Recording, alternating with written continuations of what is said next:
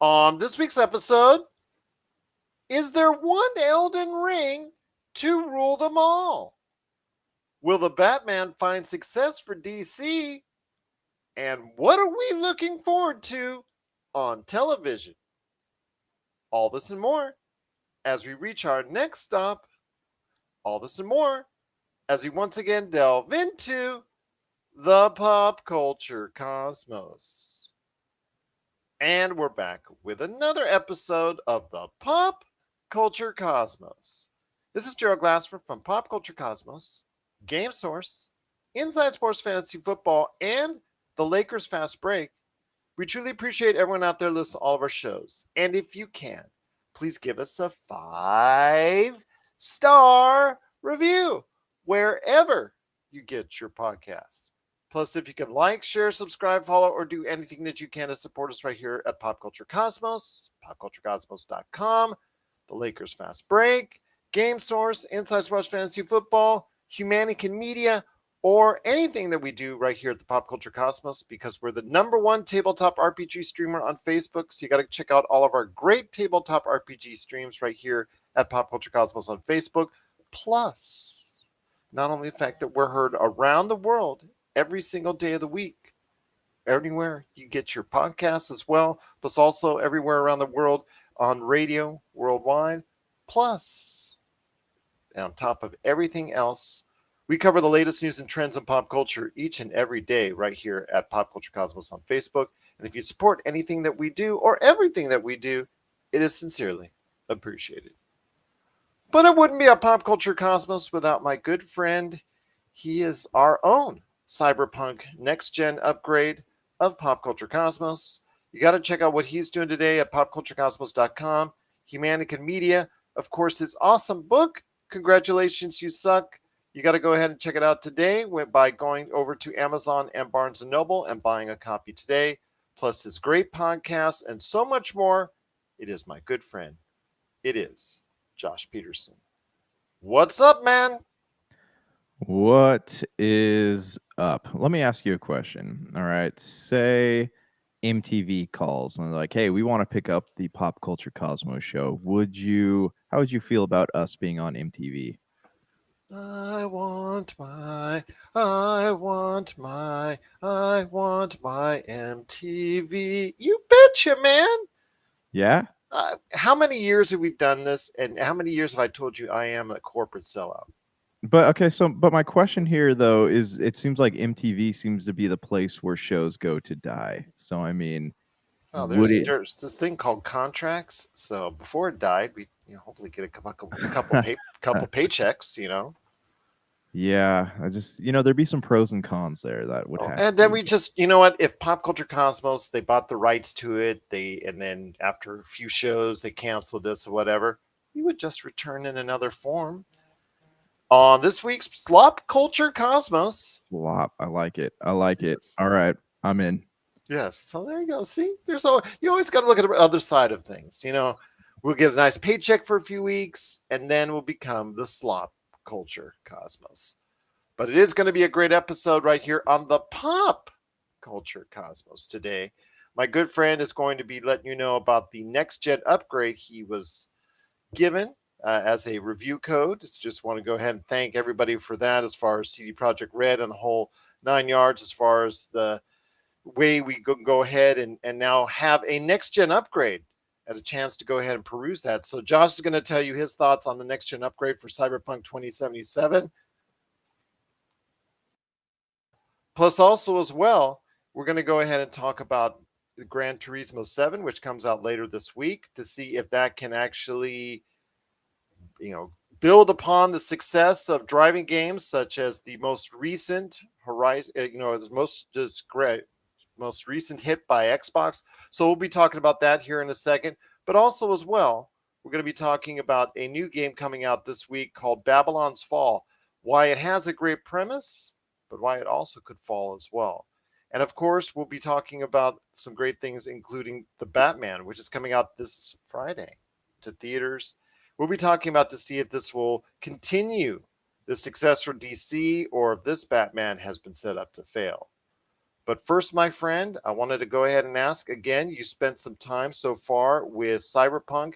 We will be also talking about Elden Ring as well, but I know you've been having a chance to go ahead and sit down with a next gen upgrade for Cyberpunk 2077. And once again, we want to thank those out there that actually supplied us with the review code for this. So tell me your thoughts, the next gen upgrade for Cyberpunk 2077.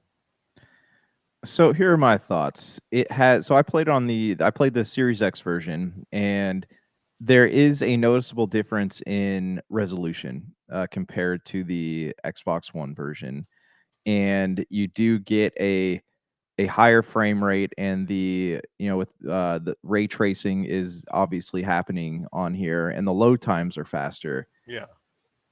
But I'm thinking about this because I have a nice 4K television, right? It's Mhm. a couple years old, and I even with this TV, like I'm barely able to notice some of the differences. I'm sure if I had a side by side, I could, it would stand out a little bit more to me. But even like I said, even with this TV, like I'm having a hard time finding huge differences between the two. And as I'm going online and looking at what other people are saying, they're kind of saying the same thing, right? Like the Xbox Series X version has better resolution, PS5 has a higher frame rate. They're both that they're both bragging ray tracing, and I don't remember the exact numbers as far as the what the exact resolution is. They're operating in, I want to say, 60 frames per second, whereas the last generation console versions were at 30 frames per second. That being said, looking at it, I like colors. The colors all really pop on the game. I do appreciate the load times being cut. I haven't gotten to the parts where there were obvious glitches before, because I'm only about 2 hours into the game. I'm hoping I'll finish it this time around. It's about a 90-hour game from what I've heard, so I haven't really made it. I didn't make it to the end the first time, and I don't know if I'm gonna make it to the end the second time, but I am liking what I see so far. What's I don't know. What are your thoughts on these upgrades that keep coming out? Do you think that they're things that people should be excited about, or what do you think that they're discluding certain types of gamers who don't have the latest and greatest in television viewing technology? Well, first of all, I want to thank again Evolve PR for going ahead and flowing us over the review code so you had a chance to look at it. But when it comes to these upgrades, like recently we talked about on the show here what the Uncharted 4, that was upgrade that you have to pay a little bit extra. I liked it when these games were giving you these next gen upgrades for free because you're already spending $50, $60 on a lot of these games. Now you're being asked in these cases to go ahead and spend additional money on it. And in the case of the next gen upgrade, I believe it is an extra cost as well for someone who has the traditional Xbox One PS4 version. Is that correct? Yeah, I don't remember the exact cost of it. Give me a second, and I'll let you know. Okay. Mana mana. Mana mana.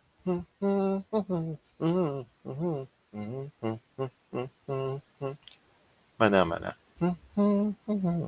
Mana mana. Okay, so can you You're, hear me? yeah, you're so good. Okay. If you own a copy of the game, it's free. But if you don't, you have to pay the whatever the cost of the game is now, which I mean, you can pick it up at Target for like 15 to 30 bucks. I've seen it as low as $10 on sale.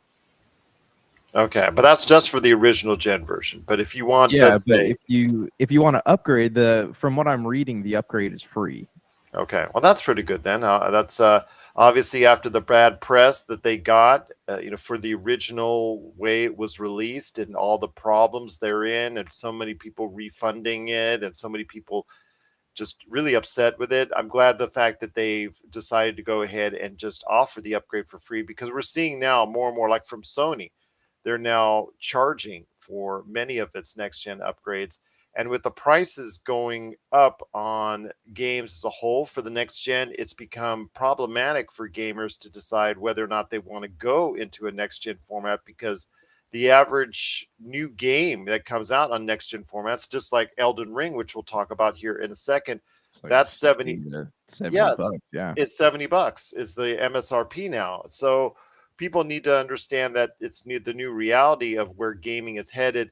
And as you see some of these games and these studios are going to decide whether or not they want to go ahead and charge for their upgrades. It's nice to see CD Projekt Red, which again had such a disastrous launch of the original version of Cyberpunk 2077. It's nice to see that they've actually gone ahead and made this next gen upgrade for free. But this brings me to my next question, my friend.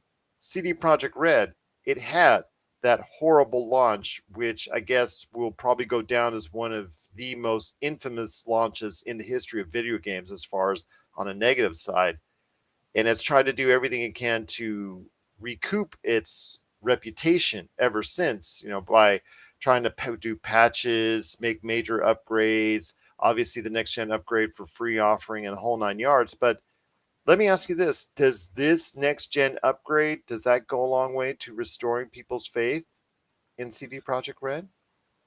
That's a good question. I look at CD Projekt Red, and I remember in an interview, this was a couple months back, they had said, "Hey, we're pretty satisfied with where the game is at right now." Looking at other gaming studios, namely BioWare, right, EA, what happened when Mass Effect came out the gate in a horrible, deplorable condition. Mass Effect Andromeda. Yeah, Mass Effect Andromeda came out the gate, and they put some patches out there, and they made all these promises, right? They promised to bring you more content. They promised to fix a lot of the issues, a lot of resolution, frame rate, some of the glitches, some of the storytelling in there. And they put out a few patches, but ultimately they ended up just shutting it down. They're like, "Yeah, we're good with this." Same thing with Final Fantasy 15. Remember, they kept promising. They're like, "Hey, we're gonna have extra story." The game was incomplete when it came out, so we're gonna bring you a more complete tale. And then they just kind of decided, like, it's not worth it for us anymore. Same thing with Anthem. Same thing with exactly. Anthem is a perfect example of this. People really liked the game. It had wasn't an amazing following, but it had a lot of people following it. And there were people excited about it. People liked the game enough, and they were willing to give the game a second chance to be relaunched. Yeah, Didn't pull through with it. No, it didn't quite work out that way for any of these previous games. Although with No Man's Sky, that is a success story. That is the path. Yes, I mean, And yeah, I mean that's the way you do it. Okay, you have a horrible launch. You go ahead and promise your consumers, and then not only do you deliver, but you over deliver upon that. right. And I feel like this is the path that CD Projekt Red is currently walking with Cyberpunk. They have put out so many patches for this. They've kept the community updated on what's going on. They've kept their investors updated on what's going on. And you look at the game now, I mean, even just playing the first 2 hours of the game, it already performs a lot better than what the original Xbox One version did. Granted, I have not played the PS4 and PS5 version, so I don't know, I don't know what things look like there, but the game does feel a lot better. And if you were to ask me, I would have much rather preferred to play this version of the game than the last version of the game. Well, that's good to hear. I mean, So because we even mentioned Fallout 76, which also had a disastrous launch, and that never recovered, no matter how many upgrades they put in. Yeah, I mean, and I guess it all depends on the fan base, but like you go on any social media outlet and you'll find, 10, 12, 13, 14, 15 cyberpunk pages the moment you type in cyberpunk at the top. So this obviously has a lot of people in its corner.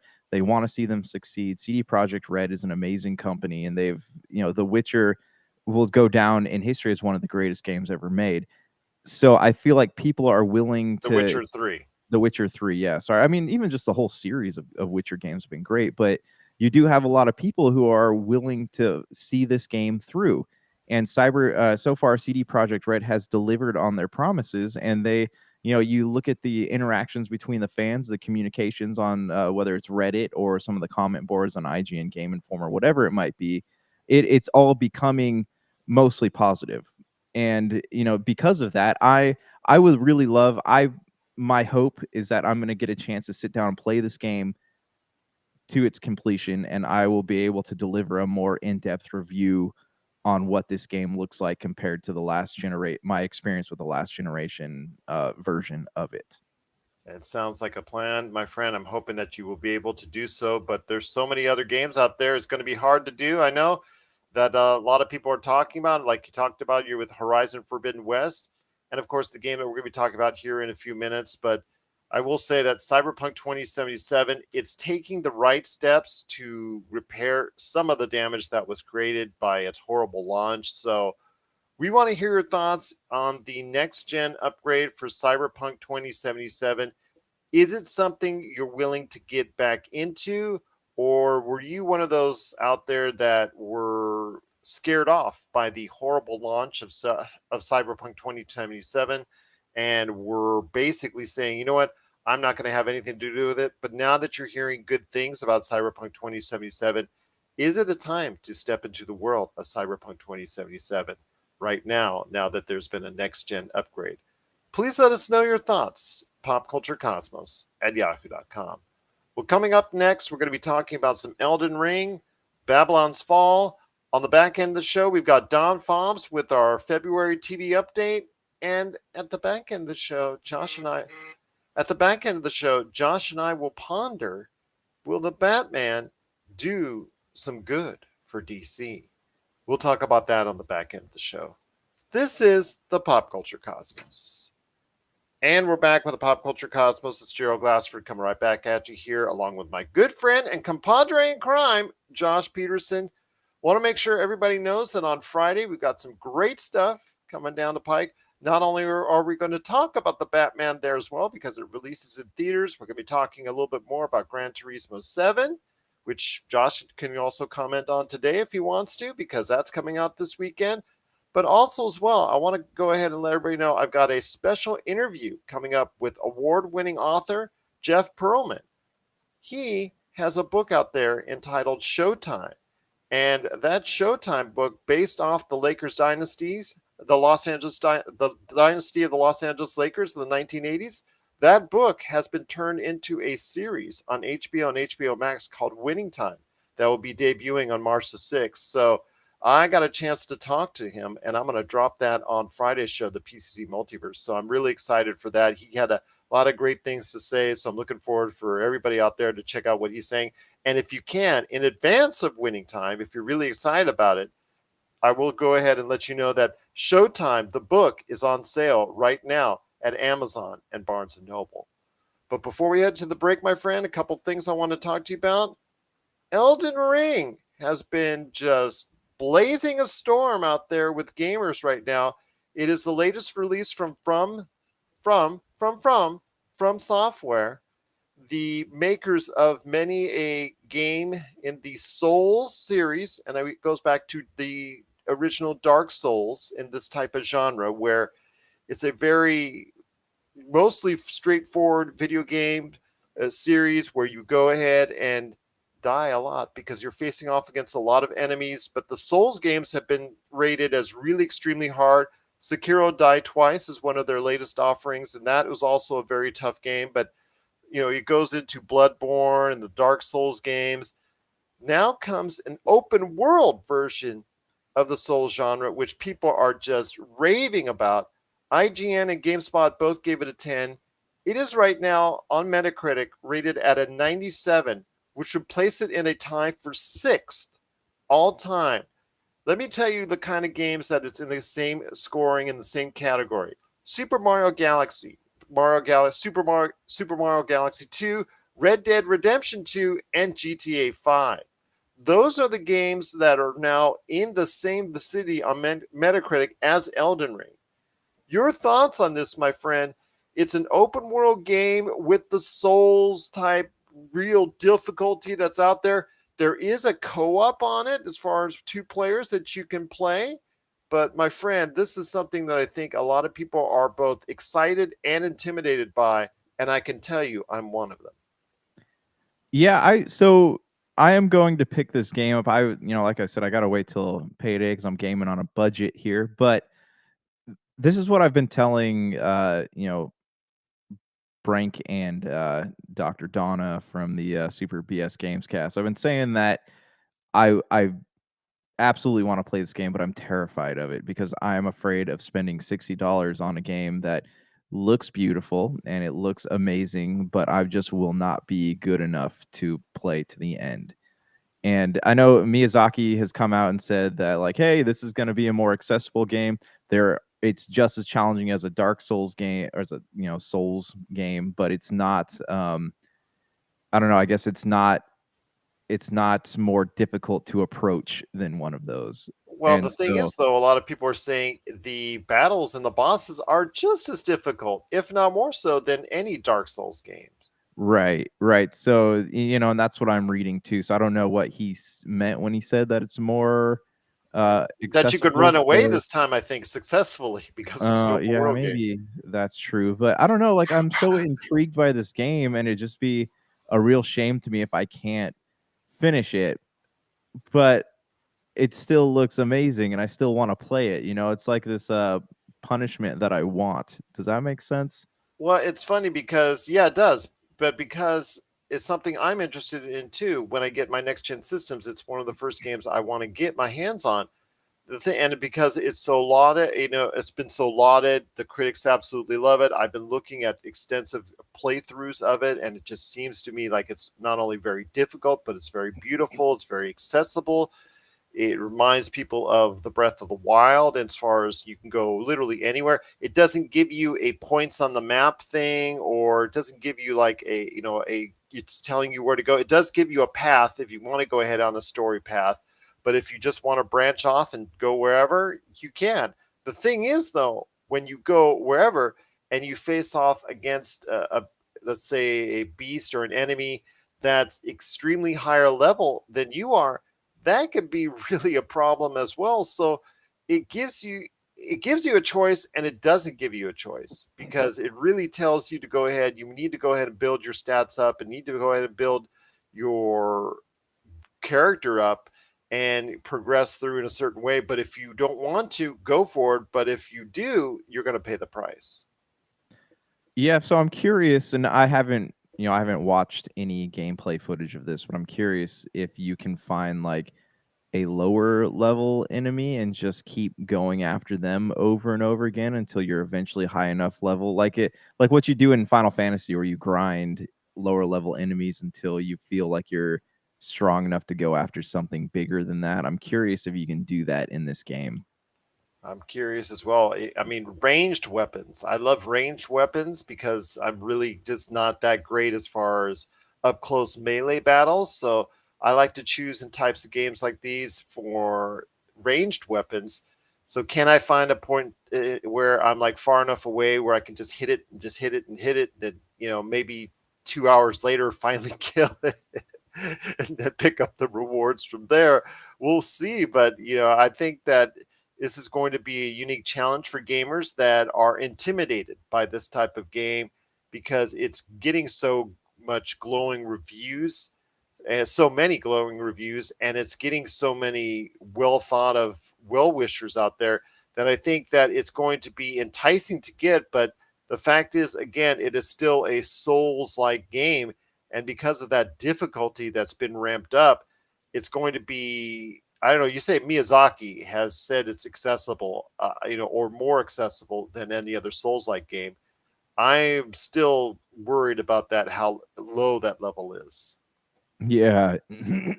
So I am somebody who loves video games, but I'm not good at video games. So this is concerning to me, but also I still just want to play it. I want to, even talking to Brank, and he's saying that he loves the game, but he doesn't know if he's going to finish it. So from my point of view, like, is that something worth spending $60 on, or do I want to wait till it eventually lands on sale somewhere and pick it up for like 30 or 40? But then again, like, I feel like I'm already missing out on something. Absolutely, and it's funny because it comes off the hot off the heel. It becomes it. It's funny because it comes off hot off the heels of Horizon Forbidden West and all the great nature and the great fun and the great acclaim that Horizon Forbidden West has gotten in the past couple weeks. That came to a halt with Elden Ring, because Elden Ring has totally supplanted it right now in the minds of gamers, which I think PlayStation probably is kind of miffed about right now, because the fact that they thought that they would have Horizon Forbidden West as a key component as far as for advertising and selling for the next couple of months, as far as being one of the best that's out there, along with Gran Turismo 7 of theirs. And all of a sudden, here comes Elden Ring, and it's outperforming and outscoring what their game is doing, even though in most people's eyes, the that this version of Horizon Forbidden West is actually better than its predecessors. So it's kind of funny how you make this game, and then all of a sudden the next week somebody makes a better game Well, in most people's yeah. eyes. And this is a problem we're going to have all throughout this year because I mean, even looking at March right now, right? We have March 4th, Gran Turismo 7, Triangle Strategy. We have Babylon Fall coming out on March 3rd. And that We I'm going to have, talk to you about here in a second. yeah, we have Stranger of Paradise, Final Fantasy, March 18th. And then we have Kirby's Forgotten Land, March 25th, is along with Tiny Tina's Wonderland. So it, it feels like if you were to miss a game, there just won't be time to go back and play it. And this is already shaping up. Remember, I think 2017 in my memory is like one of the best years for games because we had 2007. no, is you think it's 2007?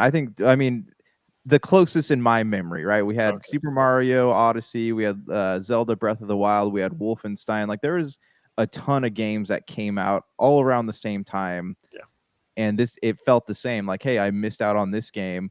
There's just no time to go back to it. I think I finally got around to playing Wolfenstein like 6 months after it came out. Great game. It's just it's shaping up to be one of those years, which is good because after 2020 and 2021 we needed a year of games, and Absolutely. it looks like this is shaping up to be that. But that being said, you miss out on a game like Elden Ring, and I feel like it's not going to get played until there's a break in something, possibly before the upcoming holiday season. Well, I'll tell you what, my friend, it's going to be very interesting to see how Elden Ring performs with gamers and how it ultimately does at the cash register, to see how well it sells. Before we head on out on the break, I want to go ahead and ask you on this, because Elden Ring is an outstanding game. I wish it had one more element, and that was not only if it came with a co-op, as far as a two-player co-op, but a four-player co-op. And a game coming out this week you mentioned in Babylon's Fall, that is coming out later this week. Although from what we're seeing in the previews, that people were saying that maybe this game, they're rushing it out too quickly, and that there's still, even though it's a great concept of a four-player fantasy adventure that you can play, it's still probably best that they went ahead and spent more time polishing it, because again, all the previews are pointing to a not so much lauded and revered game. And then, like you said, with all the games that are coming out right now, that could mean that it could quickly come out to I guess a tepid reception at best, which means it might get swept under the rug rather quickly. I wish they would go ahead and apply that four-player co-op to something like Elden Ring, just to make it so, like you and I, as like you said, average game players who don't have quite the skill of some top level players, could go ahead and feel still successful and get through this campaign of Elden Ring. No, I agree. Something like Elden, and that goes to beg the bigger question here: would it pull something like Borderlands, where the enemies are all scaled according to how many players are in the level that they are, or is it something that would, the enemy levels would stay more or less the same? I do appreciate that they have a co-op mode, but I don't necessarily think that that's going to make the game any easier, especially if they're like you or me playing at the same time. Two people just aren't that great Yeah, at these types of games. absolutely. I mean, where with a four-player, you could at least have some type of coordinated attack against a lot of these beasts that could still, if done correctly, could get you farther and progress you farther than, let's say, what you could be doing as a single entity on these type of games. Especially, again, I see a lot of people buying this game because they read the box chart, the box art, and it says IGN gave it a 10, GameSpot gave it a 10. and this entity gave it a 10, and it's one of the greatest rated games of all time, and they go into it and they're going to spend like 2 hours with it and be so frustrated they're going to throw it out the window. Yeah, and it also like has the added benefit though of being one of the only high fantasy titles that have appeared on consoles in a while, right? Well, we have Endwalker, we have the Final Fantasy titles, but if you look at the latest releases in games, there hasn't been an interesting fantasy title in a long time, and I think that that might be another factor because I'm looking at this world and I'm thinking to myself, wow, this looks like something that I would love to really invest time into, but then I don't know if my skill level is going to be something that lets me get far enough into it. And that's what I'm worried about as well. I mean, there's both a sense of fear and a big sense of interest when it comes to what we're seeing with Elden Ring. I know a lot of people out there are really enjoying Elden Ring, and I know a lot of people are really frustrated out there with Elden Ring. So tell you what, everyone. If you have thoughts out there on Elden Ring, we would absolutely love to hear it because Josh and I are on the fence on whether or not we want to get Elden Ring. So please let us know if Elden Ring is something that we need to go ahead and venture into.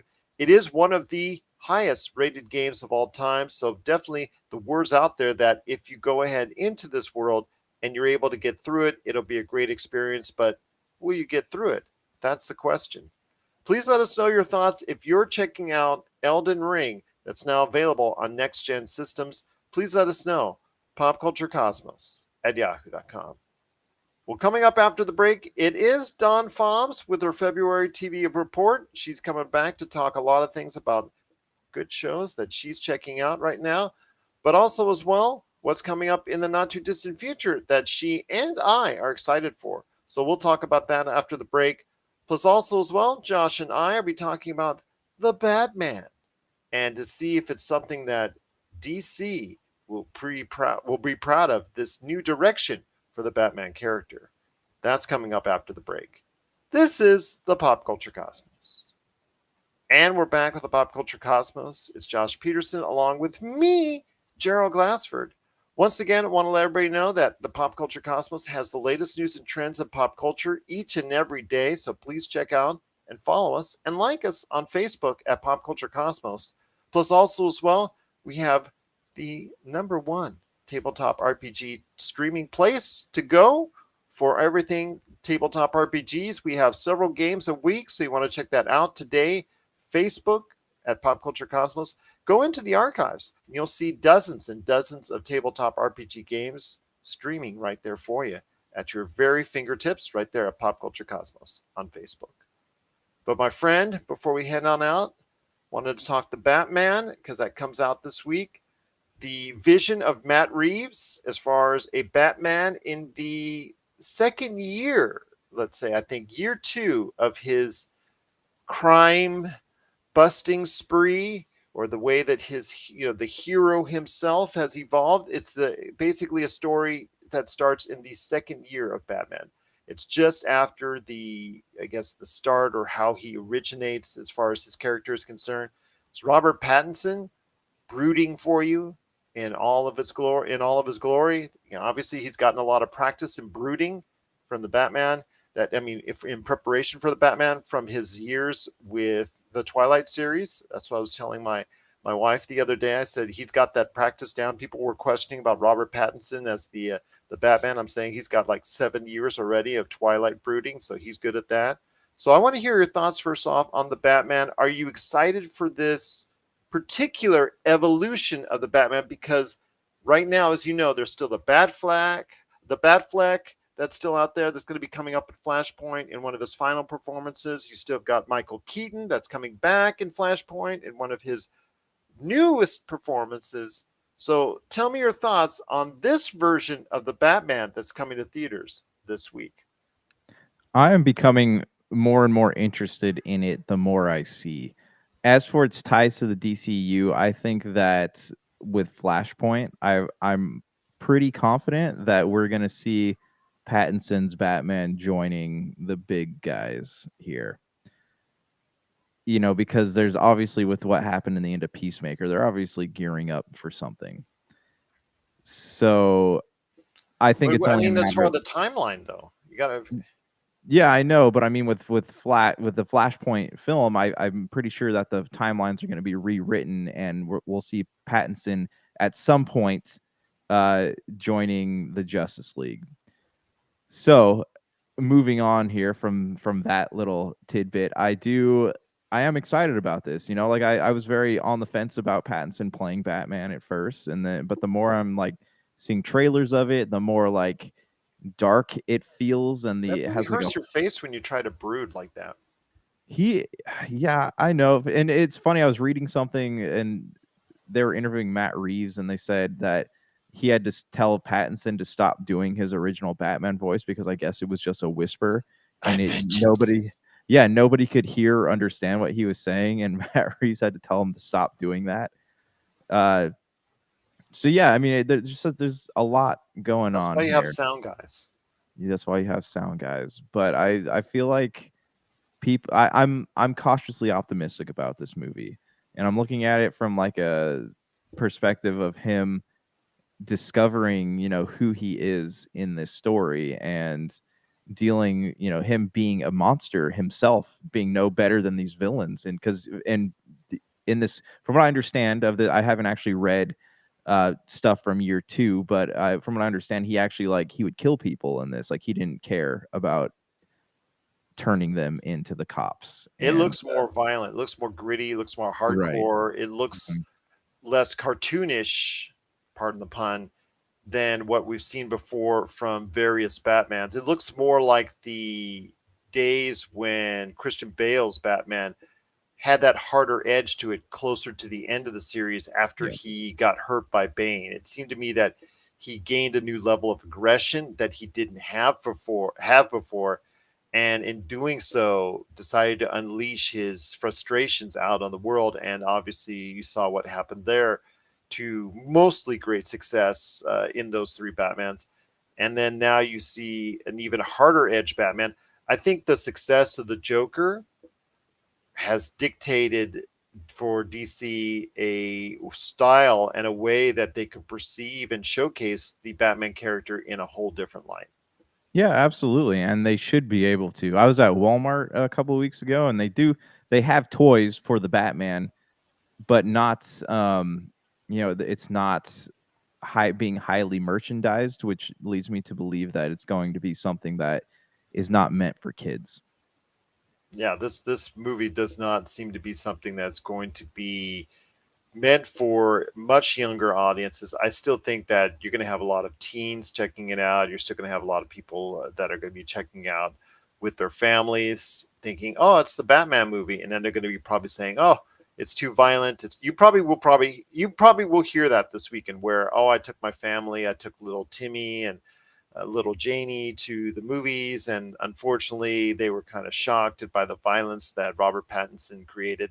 So basically, you're going to go have to check out what's coming up with the Batman. I do think, again, it's going to be a grittier, more hardcore Batman. So I'm excited for that aspect of it. And I am going to be checking out, and hopefully, I will have thoughts on it on our next Pop Culture Cosmos. But what does this do for DC? I mean, you and I, my friend, are on the side of finding a continuous narrative and not having these things all over the place. You're hoping that Flashpoint will be this kind of like eraser that fixes everything and puts it all into one narrative going forward. But I don't have those same type of, I guess, I don't have that same type of confidence, to be honest with you, that Flashpoint can do, because you're asking Flashpoint to do a lot because everything is all over the place right now in the DC universe with all these different projects that's going on.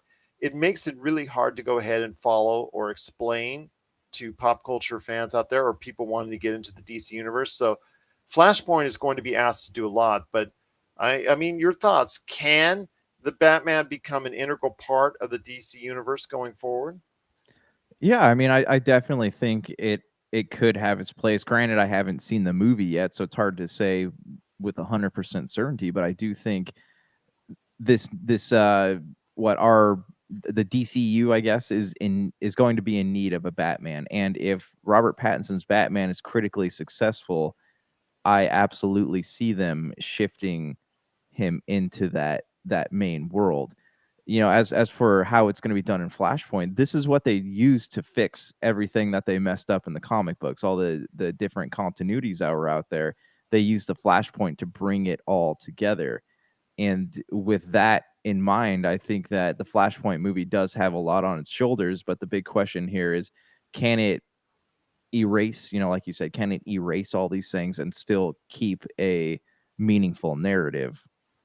I agree with you. I think Robert Pattinson, the more I see him and the more footage I check out, the more I think I'm going to like as far as this version of the Batman going forward. I don't think it'll end up being a George Clooney scenario where you cannot absolutely stand your time in the bat suit like he does. I think this is something that I think this is something that's going to be portrayed pretty good. And I think that, like you said, that DC, if it does well, will be solidly behind Robert Pattinson. And he's still at a young enough age where he will go ahead and can play the role for 10 years, possibly even more. Who knows?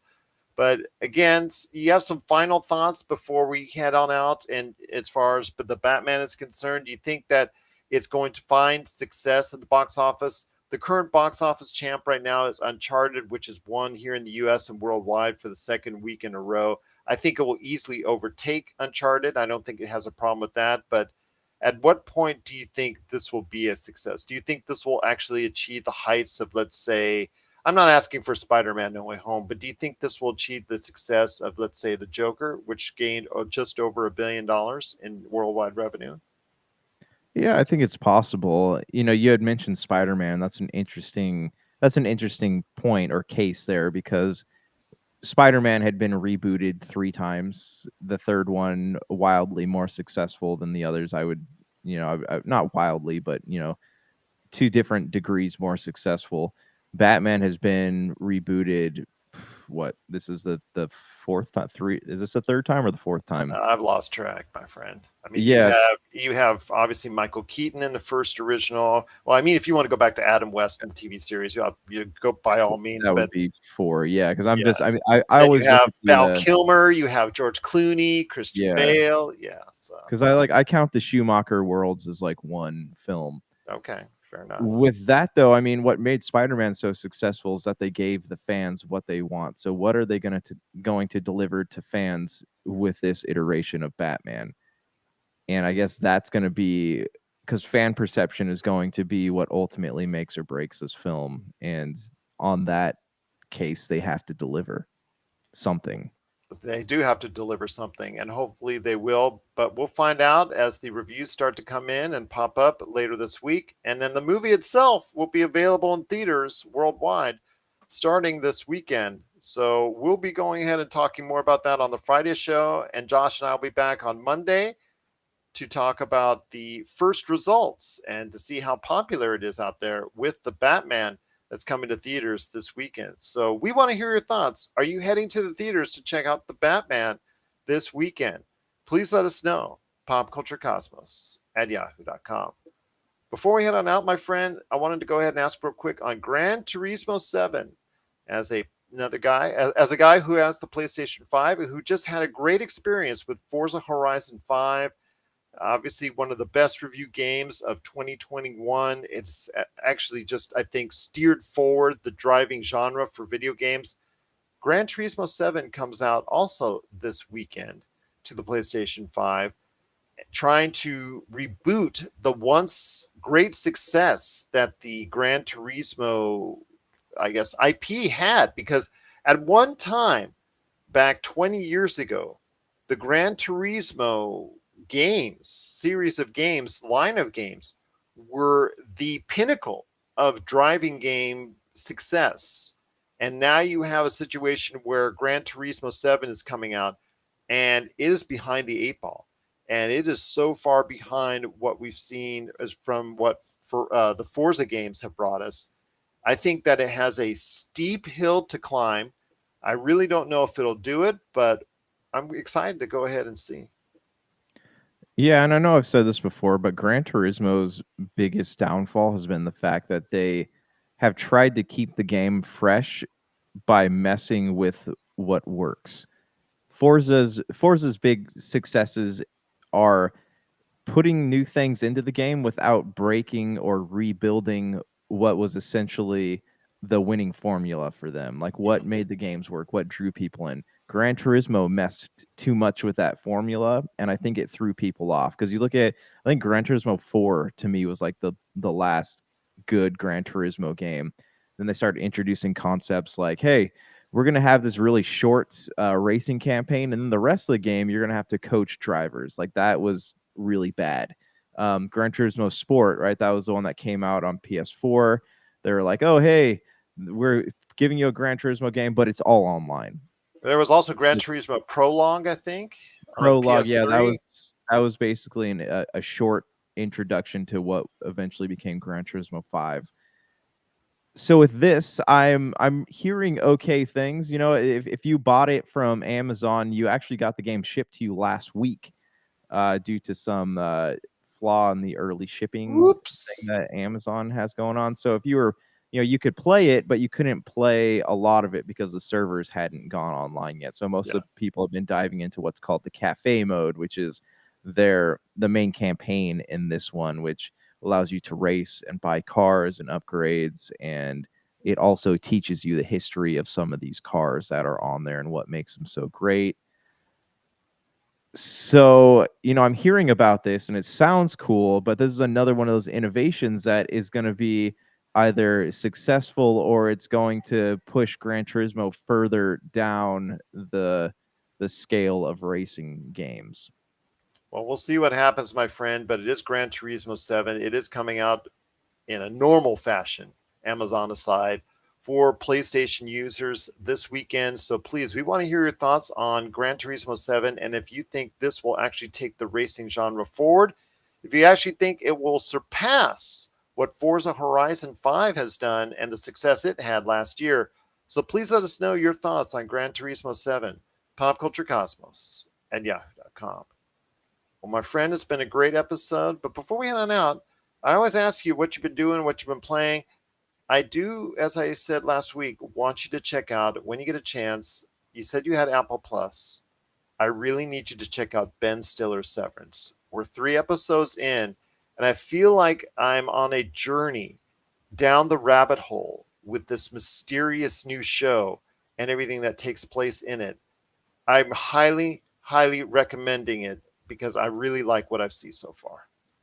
You know, it's funny. I dug into what Ben Stiller's been up to lately, and I know he's like many you know, comedy directors and actors out there who are afraid to step into comedy these days just because of our, you know, our culture. But it sounds like he's someone who's been able to shift genres successfully. Like he's had a lot he has a lot of talent creatively that just wasn't being utilized in things like Zoolander and, you know, Meet the Parents and things like that. So I am absolutely willing to give this show a chance because I've heard such great things about it, and it makes me wonder like how many other, you know, big comedic names out there have great stories to tell but just, you know, don't get the opportunity to do it. Well, we're seeing it right now with Adam McKay, who had the great success on Netflix with Don't Look Up, and who now will be executive producing the upcoming series Winning Time. So we'll find out exactly if this story, the series on the Lakers, will also be something very special as well. And I'll have hopefully my first thoughts of it on the Monday show coming up here next week. But I will be having an interview with award-winning author that the series is based off of, his book Showtime. So please go ahead and pick it up today at Amazon before the series comes out, Winning Time. So I will be talking to Jeff Pearlman. That interview is coming up later this week on the PC Multiverse. But my friend, I'll tell you what, I am so excited to catch the rest of the series. They're only dropping a episode a week, so I'm eagerly anticipating what I will see next week from Severance from Ben Stiller. So it has been very interesting so far. So please, if you have any thoughts on Winning Time or Severance, please let us know. Popculturecosmos at yahoo.com. My friend, it's been a great episode. I cannot thank you enough as always. Any last thoughts before we head on out? Yeah, I just want to mention something real quick, and I'm not trying to be political or anything, but I don't think a lot of people realize how many great game developers are in from Ukraine. So I mean, if you're someone who has some money to spare, like, oh, these guys are suffering just because of what's going on over there, and I would highly recommend checking out some of their websites and seeing how you can help these guys out.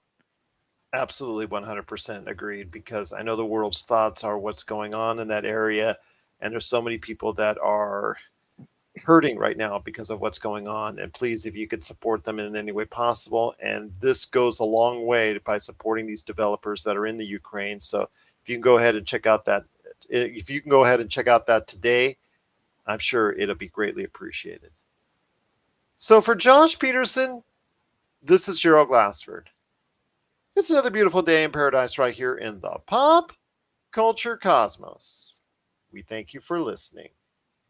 And here's hoping you have yourself a great